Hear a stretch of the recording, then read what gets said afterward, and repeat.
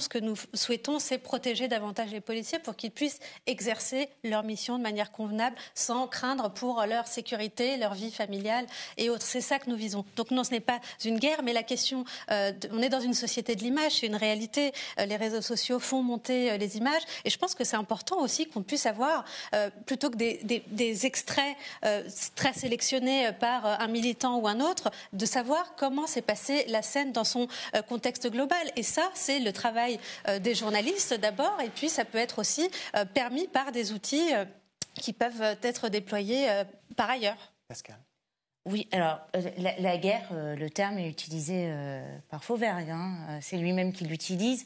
On retrouve également cette guerre des images dans le nouveau schéma du maintien de l'ordre qui a été présenté par le ministre de l'Intérieur. D'ailleurs, je fais une parenthèse, l'article 24 concernant le droit de filmer ou de diffuser les policiers a été un rajout également du ministre de l'Intérieur. Donc, et l'intention était bien, comme il l'a dit devant des syndicats de police, de tenir une promesse auprès d'eux afin que les policiers soient désormais floutés.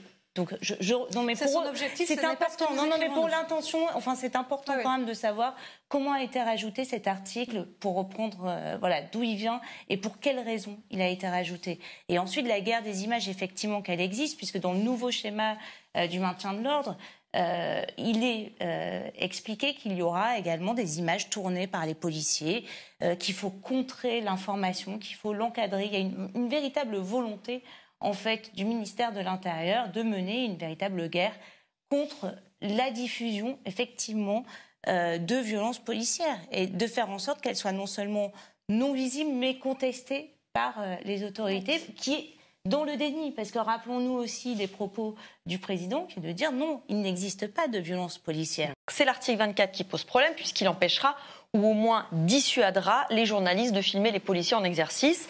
Et d'ailleurs, avant même que cette loi soit votée, on en a eu la preuve pendant cette manif. Youmi, tu es allé la filmer. Ça se passait donc derrière l'Assemblée, place Édouard Herriot. La manif s'est éternisée une fois la nuit tombée. Puis les manifestants ont voulu improviser un cortège sur le boulevard Saint-Germain. La police les en a empêchés.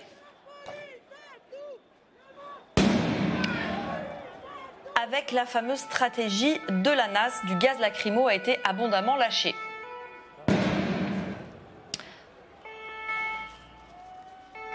Alors, bref, comme on dit, ça a dégénéré. Et ça, quoi qu'on en pense, ce sont des infos qu'on doit être en mesure de pouvoir filmer. Donc, des journalistes, sans doute aussi des citoyens, étaient sur place, venus faire leur travail. Mais hier, comme si certains policiers, déjà galvanisés par cette future loi qui va les protéger, appliquaient déjà cette future interdiction de filmer. Démonstration en 3 étapes. D'abord, il y a eu des intimidations verbales. Sur ces images, on entend un drôle d'avertissement. Les journalistes qui ont une carte officielle, je vous demande de la présenter et de partir. Maintenant, on a pour ordre d'interpeller. Si vous êtes dedans, on vous interpelle également. Idem pour le journaliste Clément Lano, qui filme en dehors des tensions et en étant identifiable, et pourtant menace et dialogue de sourds. Non, mais monsieur, c'est pareil pour tout le monde. C'est pareil pour tout le monde, c'est la loi. Du coup, vous voulez que je fasse quoi là concrètement? Vous quittez l'endroit. Mais c'est mon travail. Vous voulez m'interpeller? Oui, monsieur, un ordre de dispersion a été ordonné. Mais on est journaliste, j'ai une carte de presse. Oui, monsieur, c'est valable pour tout le monde, y compris pour les journalistes. Ensuite, deuxième étape, classique mais toujours choquant, une entrave physique. Ici, le reporter Simon Louvet, violemment dégagé par les policiers alors qu'il faisait son travail.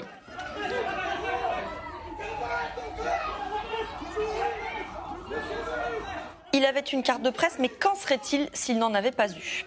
Enfin, dernière étape, la neutralisation totale. Ici, c'est la photoreporter Anna Nelson qui est carrément interpellée.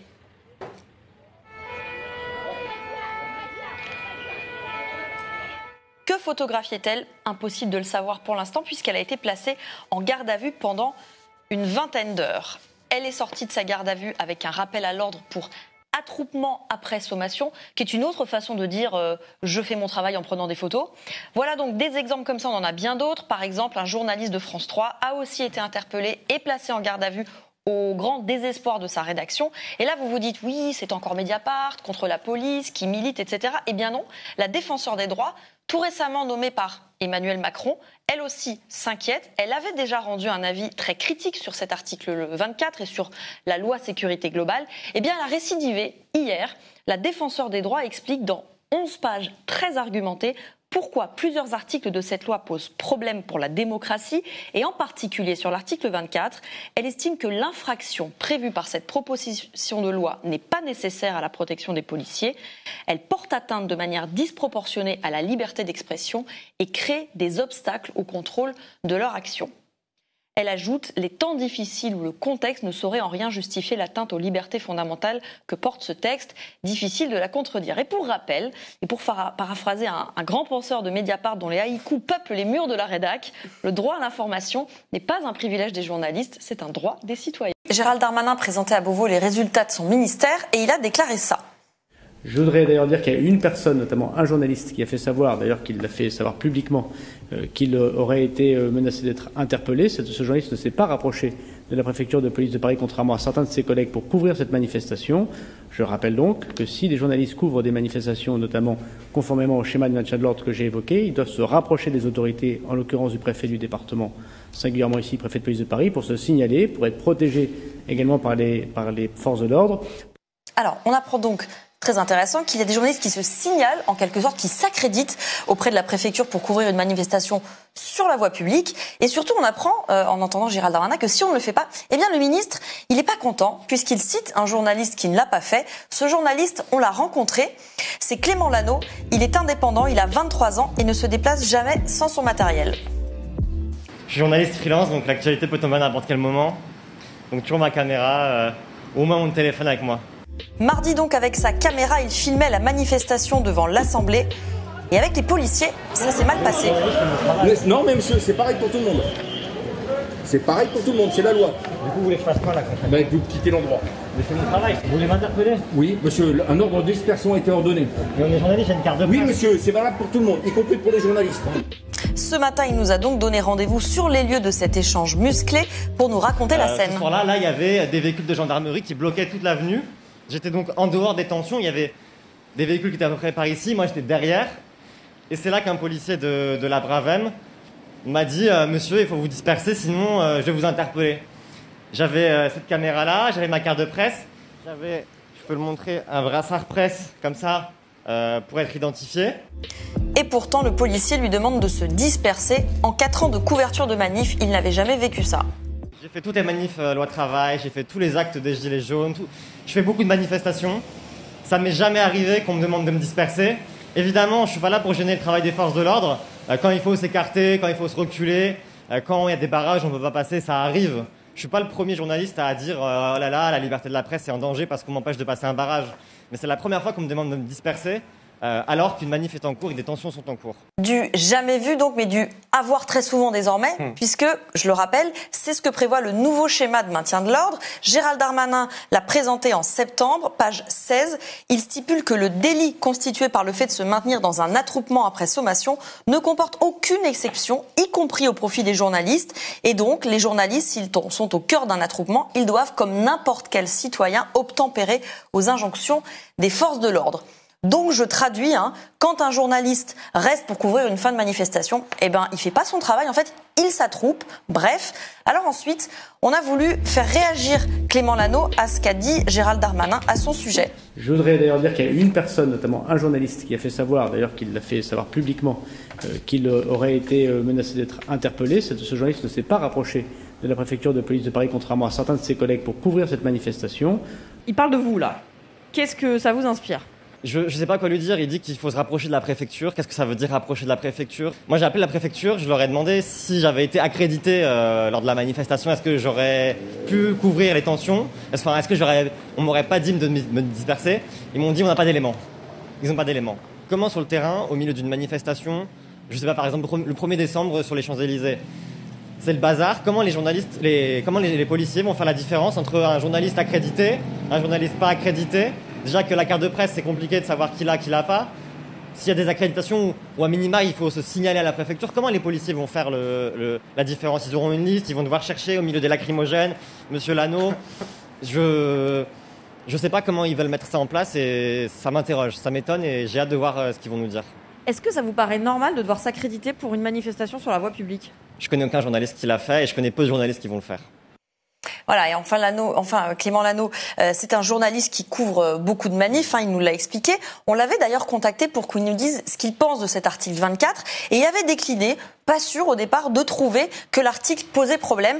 Et bien depuis son altercation avec la police mardi, il a changé d'avis. Au début, j'étais pas très inquiet sur cet article. C'est vrai qu'après, quand on y réfléchit un peu, si on lit le texte tel qu'il est, on peut se dire ça va, je suis journaliste, je rentre pas dedans. Mais dans le but de nuire, ça veut dire quoi? Qui va décider ce que ça veut dire? Est-ce qu'un policier, qui passe devant ma caméra, va dire ça me nuit, je porte plainte contre Clément Lano et il faut qu'il aille en prison? Alors, le gouvernement dit que non. Moi, je demande à voir, mais c'est sûr que au minimum, ça interroge, et c'est sûr que peut-être beaucoup de journalistes vont se dire « Ah bah, je diffuse pas telle image, je filme même pas cette image parce que c'est trop dangereux ». Alors, hier, Gérald Darmanin a légèrement rectifié le tir sur cette histoire d'accréditation auprès de la préfecture en disant que les journalistes pouvaient, sans y être obligés, se signaler donc à la préfecture. Dernière info qui nous est parvenue, selon son entourage, il pourrait introduire un amendement garantissant la liberté de la presse, ce qui ne règle pas la question des images captées par des non-journalistes qui sont bien souvent tout autant d'intérêt général. Oui, merci Valentine. Signalons quand même ici qu'à Mediapart, à L'air libre, nous ne lâcherons pas ce dossier. Le gouvernement, tu l'as dit, annonce une réécriture de l'article 24. Nous verrons, redisons-le pour vous qui nous regardez, c'est pas une mobilisation corporatiste de journalistes pour les journalistes. Il en va en fait de notre capacité de journalistes, de tous les journalistes, à faire le travail et surtout du droit des citoyens, de votre droit à être informés. Et d'ailleurs, on n'est pas les seuls à le penser. De nombreuses sociétés de journalistes, des ONG, des citoyens, et même la défenseure des droits, Claire Hédon, nommée par Emmanuel Macron, alerte sur cet article 24. Il y a une élection présidentielle qui se termine. C'est tout de suite la suivante qui est déjà dans les... Et tout le monde est déjà dans les starting blocks. Et là, pardon de le dire, là, en ce moment... on ne peut pas se permettre le luxe d'attendre 2022 pour chercher à imposer une alternative, ne serait-ce qu'à l'issue de la crise sanitaire, avec toutes les questions démocratiques qui vont derrière. Ne serait-ce que de résister là maintenant et d'empêcher que le projet de loi de sécurité globale passe. On parle jusqu'à 3... J'ai lu 4 ou 5 fois le truc pour voir si c'était vrai. Jusqu'à 3 ans de prison pour participer à des occupations d'université. Toutes les grandes séquences de ce pays où on a eu des acquis sociaux, soit en termes d'augmentation de salaire en 68, soit comment empêcher une réforme, une contre-réforme libérale sur la sécurité sociale en 95, soit pour empêcher le contrat de première embauche sous Villepin en 2006. À chaque fois, ça a commencé par des mobilisations étudiantes et notamment des occupations d'université. Donc j'espère que chacun comprend quand on est à gauche. Je sais qu'il y en a quand même malgré tout beaucoup qui le comprennent, mais je crois qu'il faudrait que sur la base de nos pratiques, on comprenne en effet la portée qui nous oblige de remettre tout à plat. Et depuis le mouvement des Gilets jaunes, il y a en plus la crise sanitaire qui remet les choses quand même à un niveau d'urgence et de bifurcation. Voilà. Et je sais que tous ceux qui nous regardent doivent se dire bon, est-ce qu'on va y arriver, pas y arriver? C'est vrai que c'est compliqué, qu'on a tous le droit de douter, mais c'est pas le moment de lâcher. Parce que là, il y a des vents mauvais, mais des vrais vents mauvais. La bataille de l'hégémonie politique sur les plateaux des chaînes télévisées continue. On voit les conséquences redoutables de la fragmentation, de la division. Donc là, il faut qu'on se reprenne un temps soit peu et qu'on comprenne qu'y compris derrière ce mouvement, il y avait l'attente, l'espoir que on en finisse avec cette forme de démocratie tronquée où tout vient d'en haut et on arrive à se représenter nous-mêmes. Et que du coup, personne n'est indispensable. Et qu'il faut assurer des formes d'auto-représentation politique aussi et pas en avoir peur. Et que le problème à gauche, c'est pas d'abord les premiers rôles. C'est savoir comment on essaie de répondre ensemble avec tous ces mouvements écologiques, les mouvements féministes, les mouvements dans les quartiers, qu'on essaie de répondre ensemble à voilà, chercher à écrire une histoire. Voilà une histoire. Macron-Le Pen en 2022, c'est déjà écrit avec une gauche atomisée. Non, moi, je pense que rien n'est écrit. C'est possible. Mais rien n'est écrit. Qu'est-ce qui peut surgir? Tout est possible. Mais tout est possible. Et Macron peut se prendre les pieds dans le tapis, l'extrême droite peut passer à côté. On a tous été surpris au début, ce mouvement. Tous. Voilà. Et ça, je crois qu'il faut le garder. L'irruption événementielle, elle est plantée dans le décor. Mais le problème, c'est d'assumer les responsabilités politiques que ça implique, les remises en cause. Et moi, j'en prends ma part.